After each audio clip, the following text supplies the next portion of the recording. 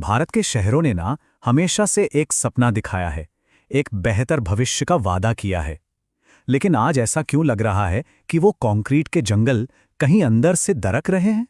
हर साल लाखों लोग एक ही उम्मीद लेकर इन शहरों का रुख करते हैं। उम्मीद अच्छी नौकरी की, बेहतर जिंदगी की, तरक्की के मौकों की। यही तो वो सपना है, वो चुंबक है जो गांव और छोटे कस्बों से लोगों को अपनी तरफ खींचता है। लेकिन असलियत क्या है? हकीकत है तनाव, भीड़, जहरीली होती हवा और एक ऐसी भागदौड़ भरी जिंदगी जिसमें अपने लिए, अपनों के लिए वक्त ही नहीं बचा है। ये सपना जैसे एक प्रेशर कुकर में तब्दील होता जा रहा है। तो आखिर गड़बड़ हुई कहाँ? वो शहर जो हमारी तरक्की के इंजन होने चाहिए थे, वो रहने के लिए इतने मुश्किल क्यों बनते जा रहे हैं? चलिए, आज इसी हकीकत की तह तक चलते हैं। तो सबसे पहले बात करते हैं उन लक्षणों की जो बिल्कुल साफ साफ नजर आ रहे हैं। ये तब होता है जब विकास एक सीमा के बाद सिर्फ एक बोझ, एक दबाव बन जाता है और शहर का पूरा सिस्टम चरमराने लगता है। जरा इस नंबर को देखिए। औसतन शहर में रहने वाला एक हिंदुस्तानी हर रोज 2 से 3 घंटे ट्रैफिक में फंसा रहता है। सोचिए, रोज के 2-3 घंटे। ये सिर्फ वक्त की बर्बादी नहीं है, यह हमारी प्रोडक्टिविटी, हमारी मानसिक शांति और हमारे पैसे की भी बर्बादी है। और गर्मी का क्या? इसे कहते हैं हीट आइलैंड इफेक्ट। मतलब कंक्रीट और डामर की सड़कें इतनी गर्मी सोखती है कि शहर अपने आसपास के गांव के मुकाबले 6 डिग्री सेल्सियस तक ज्यादा गर्म हो जाते हैं। शहर जैसे भट्टी बन गए हैं। देखिए, हो क्या रहा है ना कि शहर का पूरा सिस्टम ही एक साथ जवाब दे रहा है।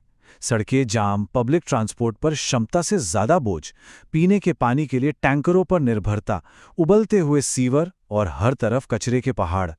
ये सारी समस्याएं अलग अलग नहीं हैं, ये सब एक दूसरे से जुड़ी हुई हैं। अब बात करते हैं कि इस पूरे सिस्टम के फेल होने का हम इंसानों पर क्या असर पड़ रहा है। क्योंकि सच तो यह है कि एक ही शहर के अंदर 2 अलग-अलग दुनियाएं बसती हैं। ये ना एक ऐसा जाल है जिससे निकलना लगभग नामुमकिन सा लगता है। शहर के अंदर घर इतने महंगे हैं कि लोग शहर से बहुत दूर रहने को मजबूर हो जाते हैं। इस वजह से उन्हें ऑफिस आने जाने में घंटों लगते हैं, जिससे ट्रैफिक और प्रदूषण दोनों ही बढ़ते हैं। और इसका सीधा नतीजा क्या होता है? स्ट्रेस और बर्नआउट। जरा एक लाइन को देखिए। लोग एयर प्यूरिफायर को फर्नीचर की तरह खरीद रहे हैं। सोचिए, ये लाइन अपने आप में कितनी बड़ी कहानी कहती है। ये बताती है कि जहरीली हवा हमारी जिंदगी का कितना नॉर्मल हिस्सा बन गई है और हम अपने सेहत को कितना बड़ा नुकसान पहुंचा रहे हैं। और ये जो हकीकत है ना, ये सबके लिए एक जैसी बिल्कुल नहीं है। एक तरफ ऊंची ऊंची गेटेड सोसाइटीज़ हैं, बड़े बड़े मॉल हैं, प्राइवेट पानी की सप्लाई है, और दूसरी तरफ है एक बड़ी आबादी जो कच्ची बस्तियों में, टूटी नालियों के बीच और बिना फुटपाथ वाली सड़कों पर जिंदगी गुजारने को मजबूर है। एक ही शहर में ज़मीन और आसमान का फर्क। और सबसे अजीब बात क्या है पता है? अकेलापन। लाखों की भीड़ वाले शहर में इंसान अकेला महसूस कर रहा है। इस शहरी जिंदगी का दबाव हमारे सामाजिक रिश्तों को धीरे धीरे खत्म कर रहा है, जिसका सीधा असर हमारे मानसिक स्वास्थ्य पर पड़ रहा है। तो सवाल उठता है कि इन सारी मुसीबतों की जड़ आखिर है क्या? इसका जवाब है प्लानिंग की बुनियादी नाकामी। मतलब जिस तरह से हमारे शहर बसाए गए, गड़बड़ी वहीं से शुरू हुई। अब ये देखिए, ये बहुत दिलचस्प है। शहर बनाने के ना 2 तरीके होते हैं।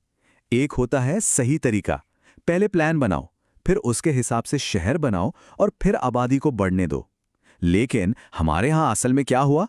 पहले आबादी बेतहाशा बढ़ गई, फिर सरकारें घबरा गईं और फिर जैसे तैसे करके पैचवर्क वाला काम किया गया।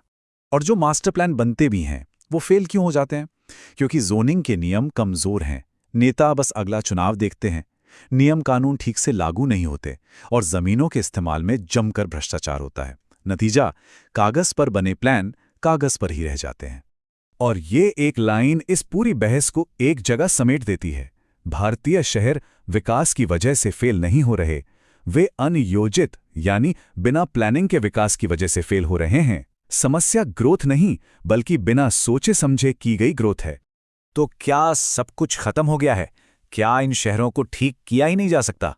नहीं, ऐसा नहीं है। उम्मीद अभी भी बाकी है, लेकिन इसके लिए सोच में एक बहुत बड़े बदलाव की जरूरत है। देखिए, समाधान है शहरों को इंसानों के लिए बनाने में, गाड़ियों या बिल्डरों के लिए नहीं।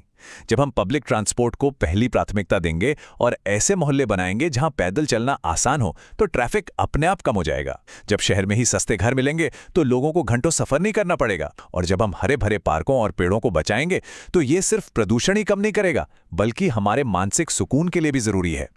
बात बस इतनी सी है कि प्लानिंग के केंद्र में इंसान होना चाहिए। तो देखिए, हम एक बहुत ही अहम मोड़ पर खड़े हैं। हमें अब ये तय करना ही होगा कि हम अपने शहरों को तरक्की का इंजन बनाना चाहते हैं या फिर प्रेशर कुकर। और बदलाव का ये सबसे सही वक्त है। और आखिर में एक सवाल जो हम सबको सोचना चाहिए। सवाल ये नहीं है कि क्या शहर रहने लायक नहीं रहे। असली सवाल तो ये है कि लोग इस हालात को और कब तक बर्दाश्त करते रहेंगे।